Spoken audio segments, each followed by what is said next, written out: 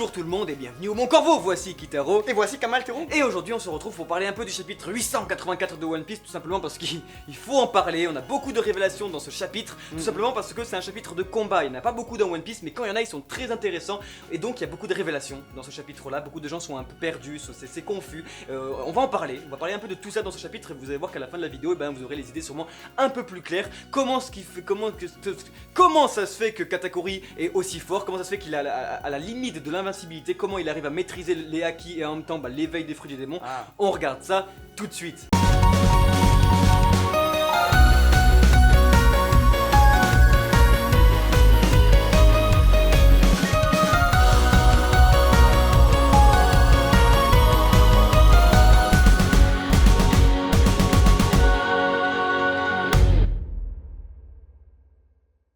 Avant de plonger ensemble dans le chapitre de One Piece, les amis, on voudrait juste vous faire remarquer que le logo de la chaîne a changé. Pourquoi? Parce qu'on a fait une petite refonte graphique, etc. Et du coup, ce nouveau logo a été réalisé par Lucie Pellissier, donc une nouvelle graphiste, et qui a réussi à sublimer le dessin original qu'avait réalisé Lorenzo Pinello. Et du coup, voilà, maintenant tout numérisé, etc. On vous l'affiche parce qu'il y a des détails assez remarquables. Et du coup, voilà, on voulait la remercier directement. Pour cela, bien entendu, il y a le lien en description de son site, etc. Et bien entendu, elle peut réaliser des demandes, etc. Donc si vous avez des demandes ou quoi, elle peut très bien vous faire des petites commandes des familles. Donc merci beaucoup à toi, Lucie. En tout cas, nous, on est vraiment ravis parce que tous les détails, tout ça, ça nous correspond énormément et tu as réussi à sublimer, à pas trahir le dessin original, c'est grandiose. On a adoré travailler avec elle, donc n'hésitez pas vous à essayer de travailler aussi avec elle. Elle a juste énormément de talent, ça vaut le coup. Le lien est dans la description. On va parler de quelque chose qui vous concerne vous, directement maintenant. On a été contacté par Astrid, une étudiante en sociologie qui organise une enquête sociologique sur One Piece et comment c'est reçu en France, comment ça a transformé un peu la vie de certains Français. Et donc on vous invite vraiment à répondre au questionnaire qui se trouve dans la description parce que vous allez pouvoir l'aider à faire un peu connaître One Piece, parce que ici on a la connexion entre études et manga. C'est vraiment hyper intéressant, c'est pas tous les jours que ça se fait. Et donc allez-y, ça va vous prendre 5 minutes, faites-le sérieusement et vous allez aider quelqu'un qui va pouvoir parler de One Piece, qui va pouvoir un peu vanter les valeurs du manga. Et nous c'est ce qu'on fait depuis maintenant plus de 2 ans et on est super content que d'autres gens le font aussi en France, donc n'hésitez pas à le faire. Trêve de blablabla, Kamal Tero Swan KFC Hentai, on va quand même parler du chapitre 884 de One Piece, un chapitre qui tout de même arrive, qui commence in medias res, et c'est pas rien de le dire, parce qu'on se demandait comment est-ce que Katakuri allait pouvoir bel et bien encaisser les coups du Gear Force de Luffy. Et alors la réponse c'est qu'il les encaisse pas du tout. Alors dans un premier temps c'est que nous, ce que ça nous a fait, on avait peur d'une Doflamingo, on s'est dit il va nous faire une Doflamingo, c'est-à-dire qu'il y a un petit Gear Force des familles, et après le méchant ne peut pas résister. Alors ce qui s'est passé c'est que beaucoup spéculaient, beaucoup partaient du postulat que le Gear 4 n'allait pas suffire et que Katakuri allait pouvoir se remettre et que quelque chose de plus impressionnant de la part de Luffy va devoir être nécessaire pour achever le combat. Et c'est marrant parce que ça a donné raison à tout ça. Beaucoup disent que c'est un arc très prévisible, etc. Mais pour autant, je trouve que c'est tellement bien orchestré. On remarque et Shiroda veut vraiment nous faire comprendre, ce qu'on disait dans notre réaction live, Kitaro, que le Gear Force n'est plus Luffy en fait. C'est vraiment quelque chose qui est éloigné de Luffy de base. Parce que ça y est, même lui, Luffy le dit lui-même, je ne perdrai pas. C'est pas que ça qu'il dit, c'est le Gear Force ne perdra pas contre toi. C'est quelque chose de. C'est vraiment une autre entité, vraiment. C'est vraiment un tank, c'est une autre forme. Et là, ça montre que il y a tout autre niveau. Et Katakuri, voilà, encore une fois, est surpris. Comme tous les autres personnages, est surpris face à un Gear Force. Donc c'est assez intéressant. Parce que voilà, maintenant le Gear Force a plus de 100 chapitres. Mais non, c'est toujours quelque chose d'actualité. Mais cette fois, Katakuri, ça lui plaît pas. Et c'est ça qui est impressionnant dans ce chapitre, c'est que deux vérités se dégagent en fait. C'est-à-dire qu'on a d'un côté Luffy qui assure que le Gear Force ne perdra pas, et pour autant on a Katakuri à côté qui explique clairement que Luffy n'aura plus jamais aucune ouverture. Et du coup ce qui est sympa c'est que les deux personnages, on aime bien dire qu'ils se ressemblent, deux aimants qui se rassemblent, etc. Mais justement parce qu'au final les deux, ils ont extrêmement confiance en leur expérience de la vie. Katakuri il est sûr et certain que lui c'est un adulte qui va gérer la game, etc. Il fait pas les erreurs de Doflamingo, il comprend que Luffy c'est pas n'importe qui, et pour autant Luffy à côté, lui il se dit non je me suis pas entraîné pendant 2 ans à Ruscania et tout ça, c'était galère et tout ça, donc le Gear Force, la chose que j'ai réussi à créer pendant toutes ces années, ne perdra pas. Et du coup c'est vraiment cool parce que pour autant à la fin il y en aura forcément qui va avoir tort. Donc, maintenant on a un tout nouveau combat qui nous est montré, c'est plus tout le même, on n'a plus le jeu de Katakuri qui faisait donc son orgueilleux, qui était là en mode oui moi je sais un peu comment c'est la vie, c'était un jeu vraiment pour faire peur à Luffy. Non, maintenant il sait très bien que Luffy connaît son pouvoir, d'ailleurs on va en parler, vous inquiétez pas, et que donc voilà, maintenant on est à armes égales, j'ai envie de dire, les deux se connaissent, les deux vont pouvoir se battre. Mais Katakuri a toujours l'avantage. Bon, Peerless Donuts, c'est assez marrant parce que voilà, c'est une attaque, bon, maintenant qu'il connaît un peu son secret, il se fait plaisir. Et comme il se fait plaisir, et ben Luffy est désavantagé. Parce que c'est ce qu'on disait dans la revue précédente, Katakuri arrive à regarder son calme, à le reprendre, à être serein pour être totalement maître de la situation. Là où encore une fois Katakuri nous montre qu'il est au level au-dessus, c'est que carrément pour ne pas s'allonger, pour ne pas tomber sur le dos, il décide de se fracasser la tête pour reprendre un élan et retomber sur ses jambes. Ça passe un peu inaperçu quand on lit le chapitre, au début on est là en mode pourquoi il fait ça, mais quand tu y repenses 2 minutes, tu te dis que le gars est un vrai monstre d'orgueil en fait, parce que c'est ça qui fait vraiment quelque chose de très puissant, c'est qu'il se dit bah non, ok je pourrais tomber sur le dos, ça me ferait moins mal, non, je décide de me fracasser le crâne. Et c'est ça qui est très impressionnant ici, et dans la construction du manga, ça nous dit que si j'étais à la place de Luffy, je serais vraiment apeuré en fait, parce que il se prend un énorme coup, le plus gros coup que pourrait se prendre Katakuri, et pour autant il se dit bah non, je suis pas à là de me faire buter, quitte à défoncer mon dos, j'ai encore la capacité de m'éclater la tête pour ça. C'est tellement effrayant. Luffy n'a pas encore battu son orgueil, donc voilà, est-ce qu'il va pouvoir battre le personnage, parce que s'il arrive à le mettre à dos, sur le dos, il pourrait très bien se relever encore Katakuri. D'ailleurs, je pense qu'il le battra jamais,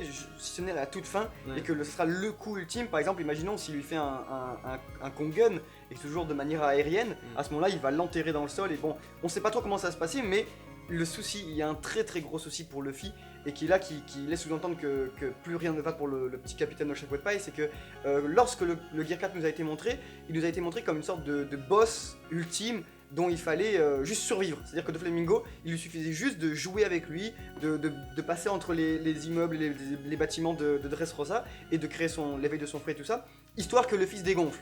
Voilà, c'était le truc. Or là, en fait, Katakuri est en mesure de combattre le Gear Force. Du coup, c'est pour ça que la case, ou c'est pour ça que nous, on a eu un petit choc quand on a vu ça, c'est-à-dire que le Gear Force, en fait, mine de rien, on l'a jamais vu se faire atteindre par un seul coup. On l'a jamais vu un coup physique. Le but de Gear Force, c'était mince, c'est invincible, voilà. je cours pendant quelques temps, et quand Luffy sera à terre, voilà, je vais pouvoir y survivre. Voilà. Katakuri n'a même pas besoin de fuir. C'est la première fois, ça nous a surpris dans notre réaction live, première fois qu'on voit le Gear Force prendre un coup. Luffy est mal. Donc mettez-vous à la place de Luffy, vous vous dites, c'est pas grave, je vais sortir le Gear Force, le seul truc qu'il va pouvoir faire, et qu'il faut pas que je le laisse faire, c'est qu'il court pendant 10 minutes là, histoire qu'il m'épuise. Et là, il vous donne un coup de poing. Vous dites putain, mais je peux rien faire. Et donc c'est ça qui est très impressionnant, on voit bien Luffy qui se fait rétane, on n'a jamais vu on voit Luffy qui fait comme ça, qui tombe en Gear Force, c'est très impressionnant, et du coup, on se demande vraiment comment ça va pouvoir se passer pour la suite. Voilà pourquoi vous disiez en fait que les combats dans One Piece sont très intéressants, il y en a pas beaucoup, mais quand il y en a, fan des chichous, c'est vraiment hyper intéressant. Là, ici, on a beaucoup de révélations, c'est très... On en a beaucoup discuté et on se dit qu'il y a la possibilité, oui ça nous fait quand même un peu mal au cœur, oui, il y a la possibilité que ce combat devienne plus intéressant encore que le combat Luffy versus Lucci. Attendez, j'ai pas encore parlé, attendez. Il y a la possibilité, on n'est pas encore à la fin, mais pour le moment, il y a... c'est très bien, c'est pas du tout du je suis plus fort, mais non en fait c'est moi le plus fort, mais non je suis plus fort, mais non, et il y a un combat comme ça, non, ici c'est très bien emmêlé, c'est très bien construit, c'est très bien foutu, et surtout on a des révélations de ouf. Maintenant, on va en parler, qu'est-ce qui se passe avec Katakuri? Dans le dernier chapitre, le film disait oui, j'ai compris, je sais ce que c'était. Et on avait à peu près deviné que c'est que oui, en effet, Katakuri ne peut pas utiliser totalement son acquis de l'observation, donc de voir dans le turfu, s'il n'est pas totalement calme. Parce que voilà, on se demandait, oui, mais parce que c'était sans doute dû à l'utilisation de son acquis de l'armement, il peut pas utiliser l'acquis de l'observation, etc. Et en réalité, tout était corrélé. Donc maintenant, la vérité vraie, les amis, si vous avez eu du mal à comprendre ce chapitre, eh bien c'est que pour utiliser le acquis de l'observation, le acquis en soi, c'est quelque chose qui provient de l'esprit. C'est quelque chose qui, en fait, nécessite une force de concentration importante, et du coup, nécessairement, si vous n'êtes pas calme, vous pouvez pas établir un acquis d'observation suffisant pour pouvoir battre votre adversaire. D'autant plus que lorsque vous utilisez un acquis qui vous permet de voir dans un futur proche, alors là vous imaginez pas le calme absolu dont vous devez faire part. Et ça ne correspondait pas à l'état des lieux, c'est-à-dire que Luffy avait enragé un petit peu Katakuri, etc. Donc voilà, le truc qui se passait, c'est qu'on se demandait comment se faisait-il que Katakuri pouvait être transpercé par les coups de ses adversaires. Voilà. C'est simple. Luffy se trompe en fait quand il dit que le pouvoir de Katakuri ne vient pas de son Moshi Moshi, mais en fait que de son acquis de l'observation. Pas du tout en fait. En fait, il a raison à moitié. Il a raison à moitié parce que c'est des deux. Katakuri est un monstre de puissance. Il nous dévoile en fait une question que, en fait, la réponse que tout le monde attendait à une question que beaucoup de gens se posaient, qui était comment ça se fait qu'Akainu, à Marineford, alors que c'est un Logia, arrive donc à se faire transpercer par des gens qui utilisent du Haki, alors que lui-même il dit foutu utilisateur de Haki. Ici on a la réponse, c'est la maîtrise totale d'un fruit du démon qui est donc éveillé, plus un Haki de l'observation maîtrisé au paroxysme qui permet de voir donc dans le futur. Avec ça, Katakuri arrive donc à savoir où est-ce que Luffy va l'attaquer pour pouvoir non pas se faire transpercer, mais transformer son corps de manière à ce que les coups passent à côté ou à travers. Donc on nous dit mais pourtant, c'est là où ça devient un peu confus. Donc on se comprend très bien, on a eu beaucoup de commentaires là-dessus, vous nous avez beaucoup écrit. Comment ça se fait qu'un Paramecia est peut-être donc transpercé? Ce n'est point possible. L'éveil des fruits du démon de type Paramecia permettent en fait d'avoir les trois forces de ces fruits. Productif, corporel et manipulateur. On sait que depuis le début du manga, il y a trois types. C'est où on est quelque chose, la matière, je suis du Gomu Gomu no Mi, je suis l'élastique, ou bien je peux carrément en produire, je peux la créer, je peux ou bien je peux carrément la manipuler. C'est bien différent.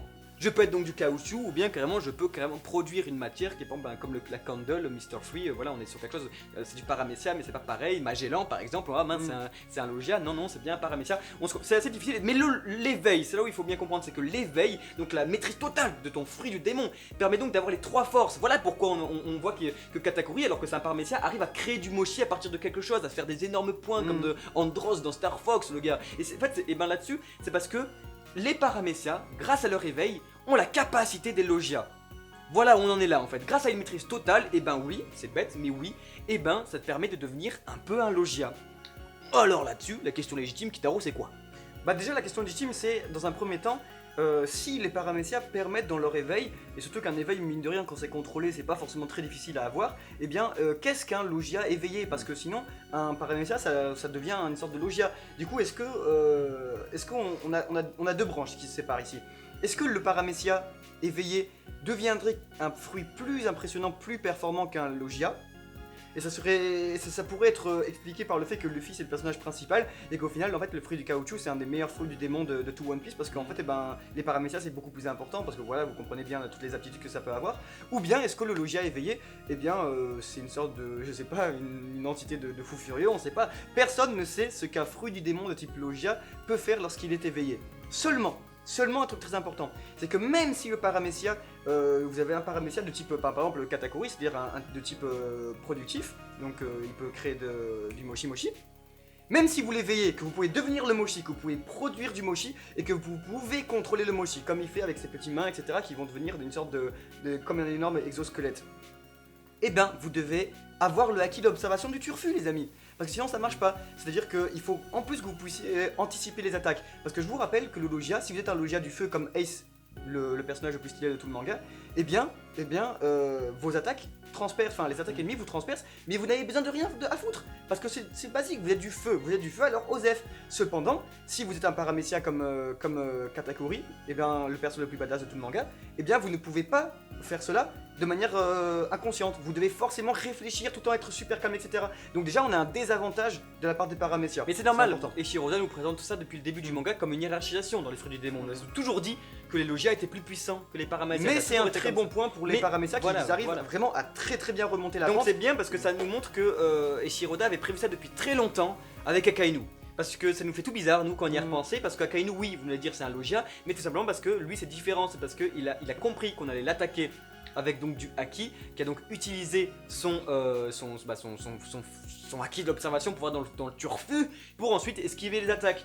C'est pas dit, mais ça nous montre oui que c'est possible, que mince c'est bien foutu, c'est bien écrit One Piece. Donc nous ça nous touche beaucoup parce que c'est vraiment ce qu'on aime dans l'œuvre, que de dire on a une réponse à ça qui Alors on a eu beaucoup de commentaires de waouh mais vous avez pas compris ça et tout, pourtant c'était hyper facile à comprendre. Nous on trouve pas, on trouve qu'au contraire c'est très bien amené. Parce que ce qui peut être sûr avec Kakainu également, c'est qu'il n'y a rien à voir avec tout ça, et que l'éveil des logias, ça pourrait être très intéressant, c'est que l'éveil de logia peut permettre à l'utilisateur d'avoir un logia plus puissant que le haki Oui ennemi. voilà aussi. Et à ce moment-là, on n'aurait pas un haki du turfu de la part d'Akainu, on aurait juste quelqu'un qui aurait éveillé son logia pour ne pouvoir plus être atteint du tout par l'acquis de l'armement. Dans tous les cas, bah, Voilà. ça nous montre que c'est possible. Voilà, on nous montre qu'Akainu c'est pas un mode oh mince, il est surhumain, trop bizarre. Non, ça montre qu'il a sûrement une technique et que c'est possible parce que nous, ça nous fait tout bizarre parce que Katakuri est quelqu'un de très important maintenant dans le manga. Je suis désolé, c'est vrai, il y aura un avant et un après Katakuri maintenant dans One Piece parce que bah, c'est celui qui nous aura dévoilé des choses hyper importantes. C'est celui qui nous aura dit bah ouais, voilà, moi c'est ça l'éveil, c'est ça de voir dans le turfu, c'est ça comment on utilise, c'est ça